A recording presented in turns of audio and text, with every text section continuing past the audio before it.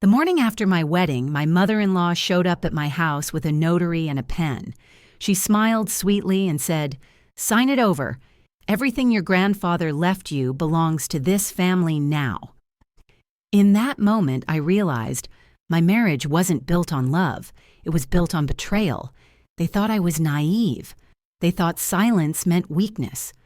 But what they didn't know is that silence was the only weapon my grandfather ever taught me.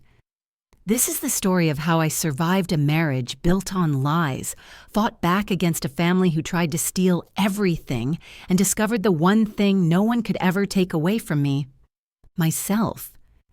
If you enjoy family drama stories, tales of betrayal and resilience, or emotional narratives that bring tears and hope, this video is for you. Don't forget to like, comment, and subscribe HT Family Drama for more unforgettable emotional stories. Hello, my name is Emily Carter. The morning after my wedding, when the world should still have been filled with roses and champagne bubbles, my mother-in-law walked into the living room with a smile that never reached her eyes. In her hand, she carried a sleek black pen already uncapped. Beside her stood a notary I had never seen before. "Let's make this quick," she said smoothly, her voice sugar-coated but sharp. "Sign it over, dear. Everything your grandfather left you, it belongs to this family now." I didn't scream. I didn't cry. I just stared at the pen, at the notary, and I realized they had planned this long before I even said my vows. What they didn't know was that my silence had been deliberate. What they didn't know was that I had inherited far more than just a company. And what they would soon discover is that silence is not weakness. Silence is a weapon. That morning, the sheet still smelled faintly of lilies and champagne.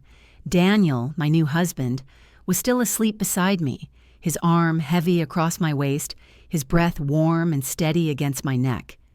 He looked peaceful, untouched by the storm, quietly waiting beyond the bedroom door. I lay there wide awake, one hand tucked beneath my pillow, thinking of the sealed folder hidden deep inside my suitcase. Inside were the papers that proved the truth. I was now the owner of the company my grandfather had spent his life building. Brick by brick, under the scorching Texas sun, a company worth millions. I could still hear his voice from that last night in hospice, his hand fragile, his gaze sharp as steel.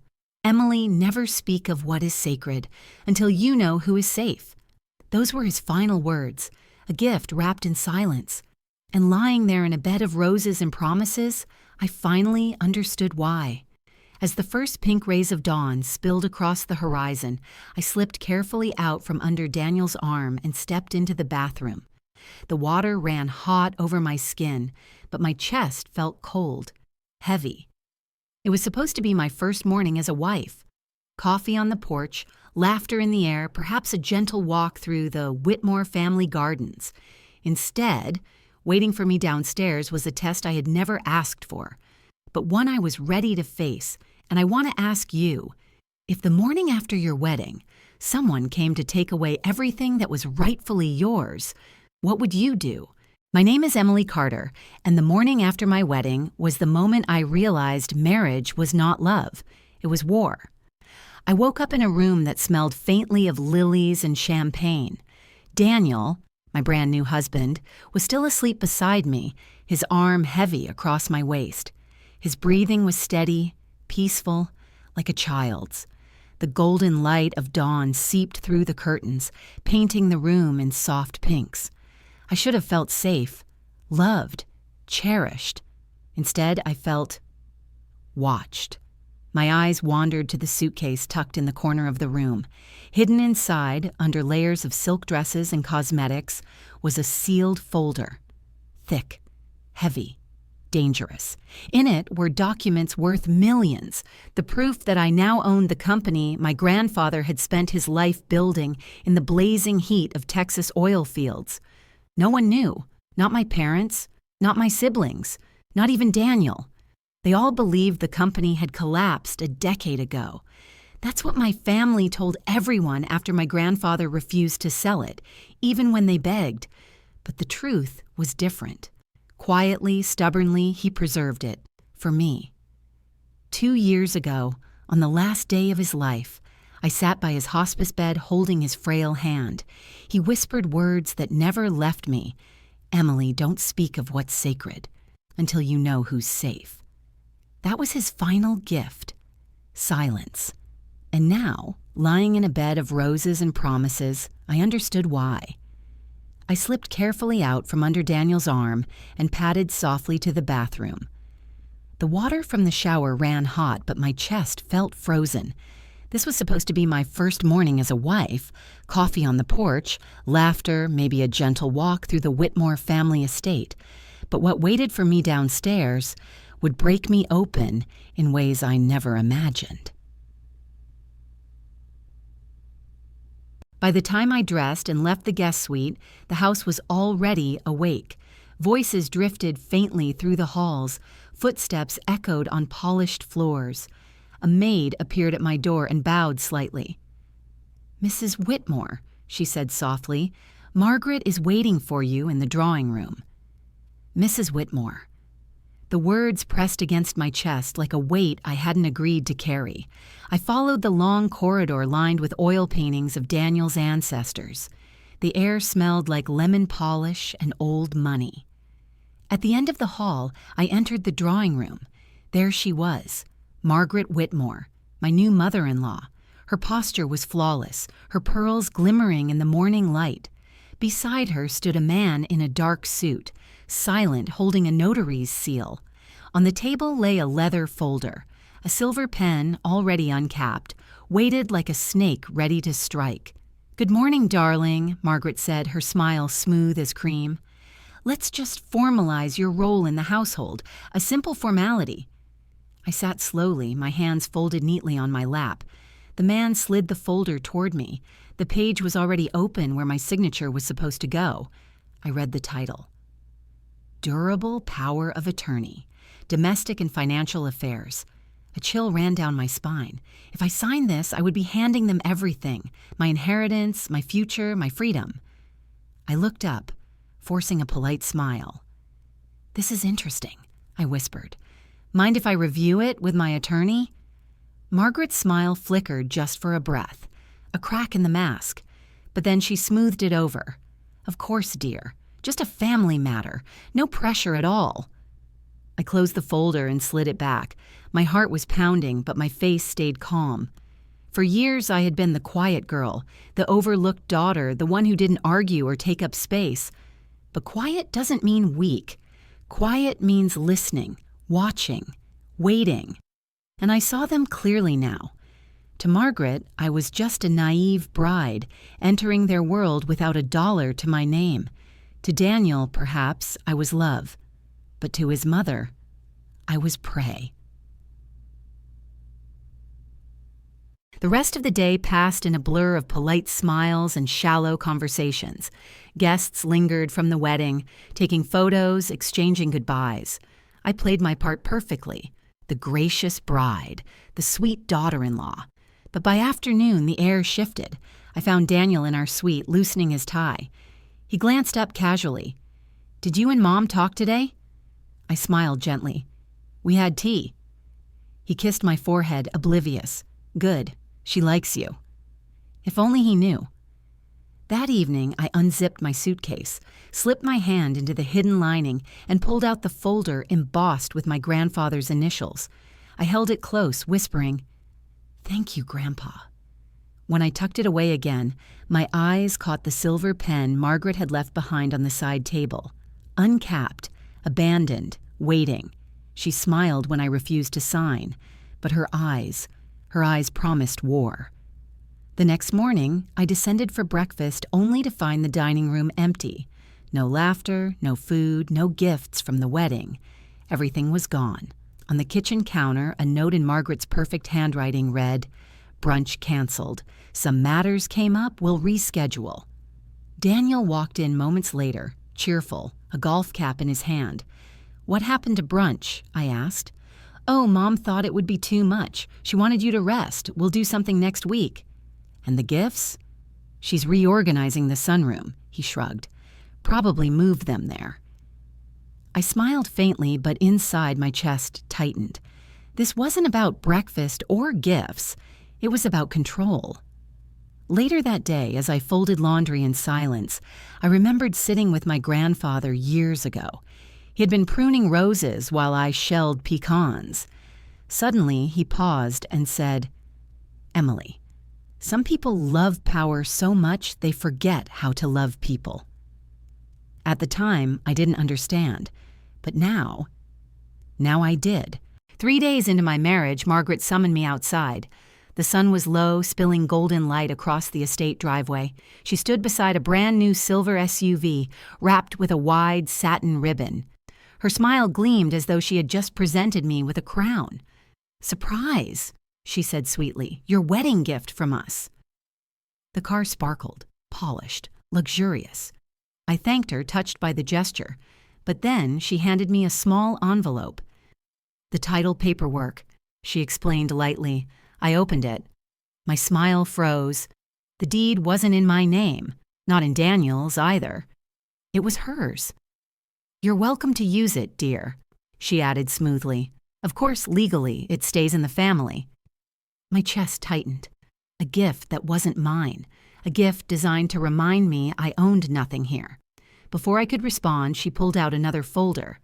"And just a bit of housekeeping," she said almost casually, "about aligning family assets.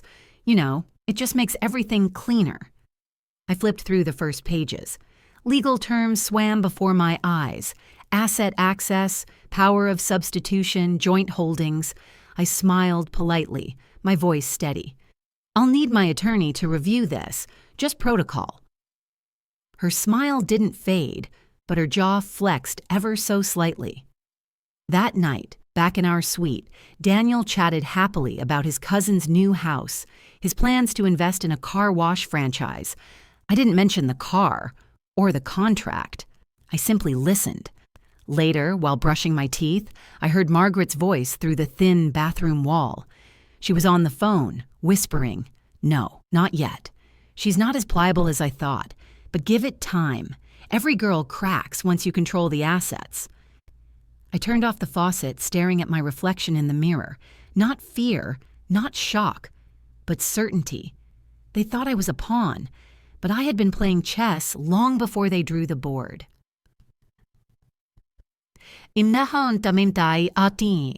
next morning, I left the estate under the guise of needing air. Instead of the park, I drove to a co-working space 2 towns over. Under my maiden name, I had rented a small private desk. When I opened my laptop, my company's dashboard came alive. Numbers climbed steadily, sales up, new contracts pending, partnerships in review. My grandfather's empire was not just surviving, it was thriving. I wrote in my journal, "Do not react emotionally. Observe, protect, wait." Later that week, Margaret hosted one of her famous family dinners. The table was set with linen napkins, crystal glasses, roast chicken, fragrant in the air. The scene was perfect, too perfect. Halfway through the meal, I laid my fork down slowly. "By the way," I said softly, "I came across something interesting today, a business registration." Daniel looked up, curious. "What was it?" "See advisory," I replied evenly. For a moment, silence hung in the air. Margaret's hand paused over her wine glass. Her jaw clenched, almost imperceptibly. Daniel chuckled nervously. "She's been Googling again," he teased. I smiled sweetly. "I always do my due diligence. It's a habit."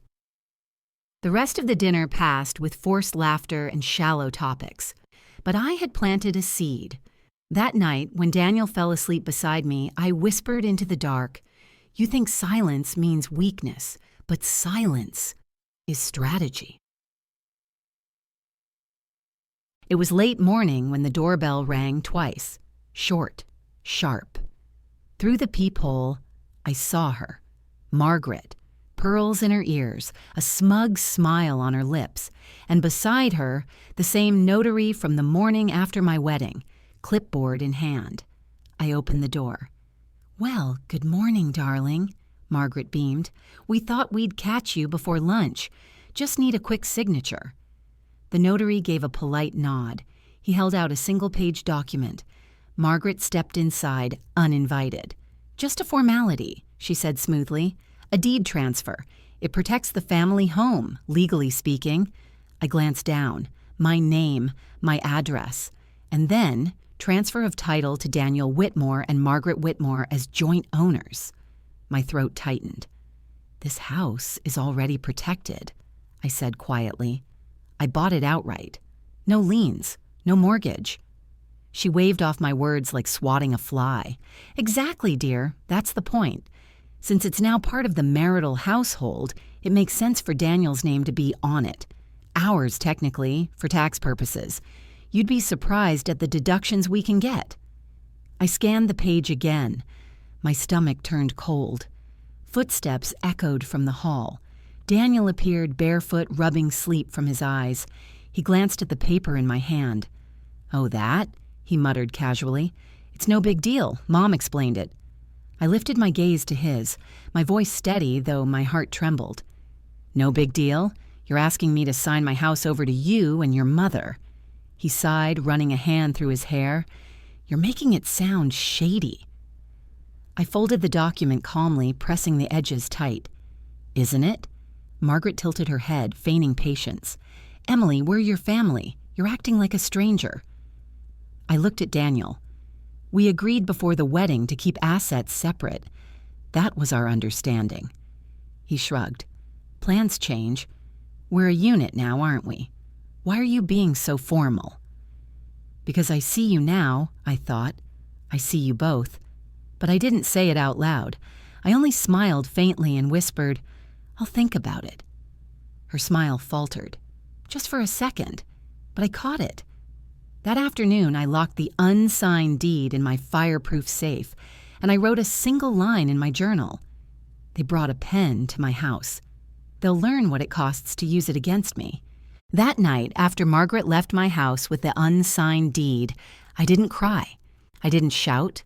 I simply sat by the window, the document still warm in my hands, and I let the silence settle like smoke. By morning, my decision was clear. I drove into the city, parked discreetly near a small law office, and walked inside.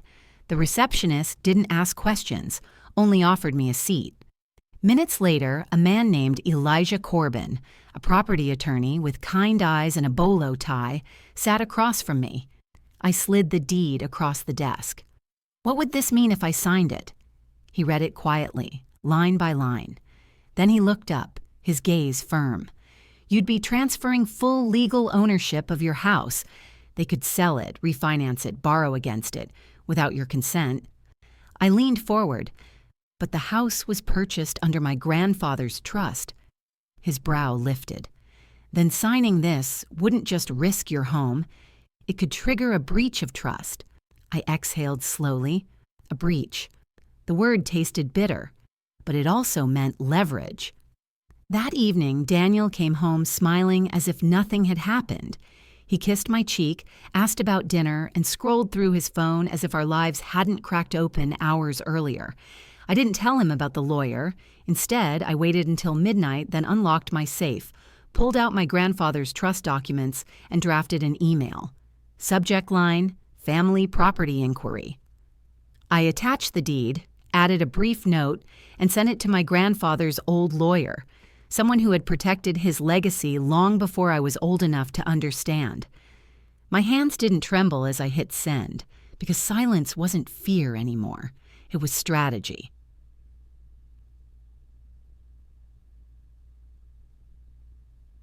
A week later, I stood in a downtown courtroom. The air was thick, heavy with whispers. Across the aisle, Daniel sat stiff in a suit too polished for comfort. Beside him, Margaret wore her pearls like armor. The judge adjusted his glasses, flipping through a stack of papers. "Mr. and Mrs. Whitmore," he began slowly, "what you've presented here is irrelevant. These assets fall under a protected trust, signed and notarized years before this marriage. The prenuptial agreements are binding. Mrs. Carter," he looked at me directly, retains full ownership. Daniel's jaw tightened. Margaret's hands curled on the table. Their attorney shifted nervously. "Your Honor, surely we can argue marital entitlement." But the judge cut him off.